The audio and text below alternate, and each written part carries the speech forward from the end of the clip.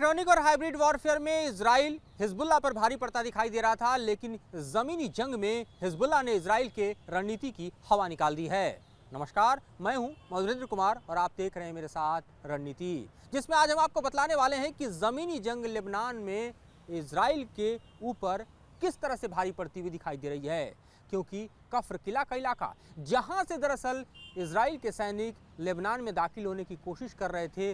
वहीं पर हिजबुल्लाह के लड़ाकों ने 8 इजरायली सैनिकों की कब्र खोद दी। जी हां, जिसकी घोषणा खुद नेतन्याहू ने की और उसके बाद से ये दिखाई दे रहा है कि किस तरह से हिजबुल्लाह और इजराइल के बीच की जो ज़मीनी जंग है वो इजराइल पर भारी पड़ती हुई दिखाई दे रही है। इससे पहले हमने देखा कि किस तरह से हिजबुल्लाह को टारगेट करने के लिए इजराइल ने चाहे पेजर ब्लास्ट हो या फिर वॉकी टॉकी ब्लास्ट हो या फिर जिस तरह से हिजबुल्लाह चीफ नसरुल्लाह को मारने के लिए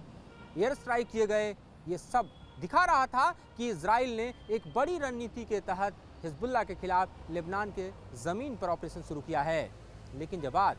ज़मीनी ऑपरेशन की आई तो यहाँ पर इजराइल पूरी तरह से फंसता हुआ दिखाई दे रहा है। जो समूचा इलाका दरअसल आप बॉर्डर एरिया देख रहे हैं साउथ लेबनान का, ये वो इलाके हैं जहाँ पर लंबे समय से हिजबुल्लाह ने भी पूरी प्लानिंग के साथ न सिर्फ टनल नेटवर्क बनाया है, वो भी ट्रैप बनाया है, बल्कि अपने लड़ाकों के लिए कुछ इस तरह से बंकर और इस तरह से तैयारी की है कि इस तैयारी के ट्रैप में इस वक्त इजराइल फंसता हुआ दिखाई दे रहा है। इस बीच ईरान के इजराइल पर हमले ने इजराइल को दरअसल टू फ्रंट बिल्कुल ही एक्सपोज कर दिया है, क्योंकि इजराइल तो नसरुल्लाह को मारने के बाद लेबनान की ज़मीन पर ग्राउंड ऑपरेशन की तैयारी में जुटा हुआ था, लेकिन तभी ईरान ने जिस तरह से पूरे इजराइल को दहलाया, उसकी टीस सीधे तौर पर नेतन्याहू कैबिनेट के ऊपर दिखाई दे रही है। यह हमला भले ही बेहद कामयाब तो नहीं कहा जा सकता, लेकिन काफ़ी हद तक कामयाब भी रहा, क्योंकि इजराइल के 3 मिलिट्री इंस्टॉलेशन को दहलाने में बड़ी कामयाबी ईरान के हमलों के दौरान दिखाई दी। इस दौरान जिस तरह से हाइपरसोनिक मिसाइल का प्रयोग करता हुआ इजराइल दिखाई दिया, उसके चलते दरअसल इजराइल के एयरबेस भी दहले।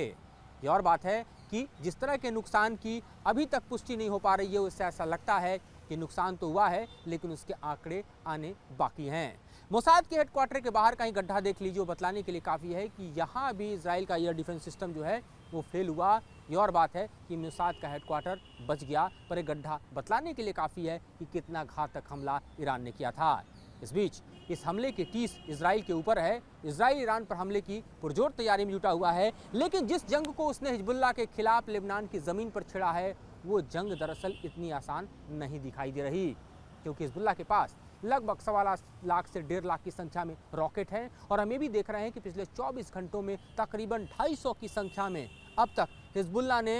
हाइफा सहित इजराइल के अलग अलग इलाकों को टारगेट किया है और दहलाने की भरपूर कोशिश की है।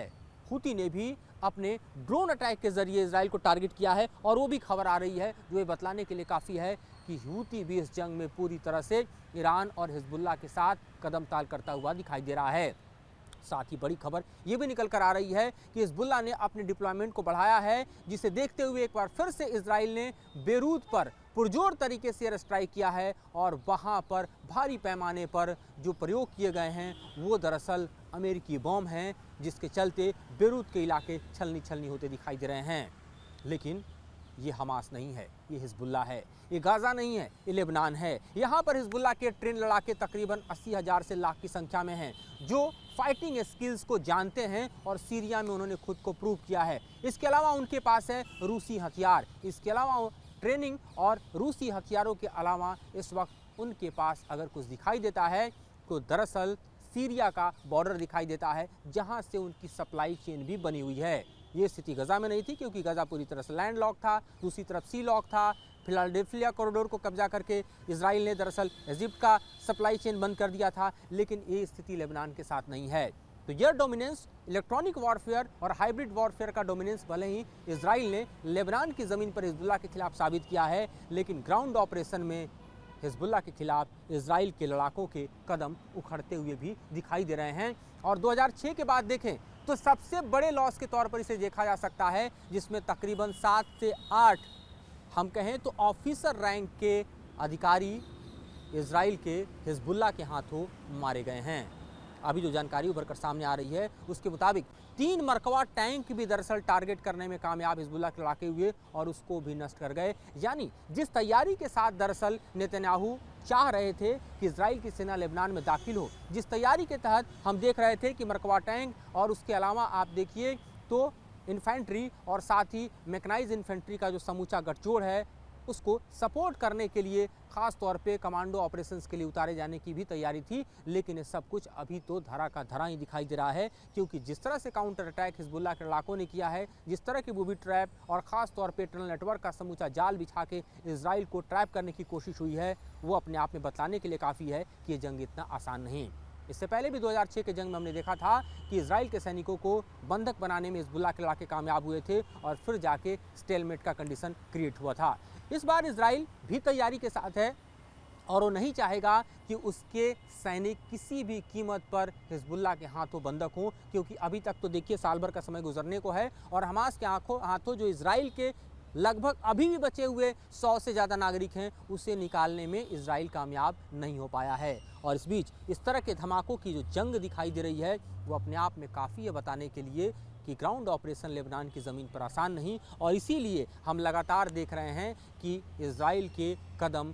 ठिठके हुए हैं, वो आगे नहीं बढ़ पा रहे हैं। इस बीच खबरें भी आ रही है कि दरअसल ईरान पर हमले की जो पुरजोर तैयारी इस वक्त इजराइल ने की है, उस हमले के जद में ईरान का न्यूक्लियर इंस्टॉलेशन आ सकता है और इससे समूचे मिडिल ईस्ट में एक ऐसी जंग भड़केगी जो थामे नहीं थमेगी। इसे देखते हुए अमेरिका ने भी इजराइल को दरअसल ये चेतावनी दी है कि इस तरह के हमले से इजराइल बाज आए, वरना ये भयावह स्थिति को पैदा करने वाला होगा। तो जाहिर तौर पर यहाँ भी आप देखिए तो खतरनाक स्थिति आपको दिखाई दे रही है, जिसमें इजराइल और ईरान का जंग एक तरफ, इजराइल और हिजबुल्लाह का जंग एक तरफ, और हूतियों के खिलाफ भी हम देख रहे हैं कि लगातार इजराइल का ऑपरेशंस चल रहे हैं। लेकिन हूती अपने ड्रोन अटैक के साथ साथ आप देखिए तो बैलिस्टिक मिसाइल के जरिए भी तेल अवीव को टारगेट करने में पहले भी कामयाब रहे हैं, आगे भी हो सकते हैं। यानी खास तौर पे आप देखिए तो कई फ्रंट इस वक्त इजराइल के खिलाफ ईरान सहित हिजबुल्लाह और हूती ने खोल रखा है। हम जानते हैं कि ये प्रॉक्सी न सिर्फ इराक की ज़मीन पर बल्कि सीरिया की ज़मीन पर भी मौजूद हैं और वहाँ से भी इजराइल पर हमले हो सकते हैं, और इसी कारण इजराइल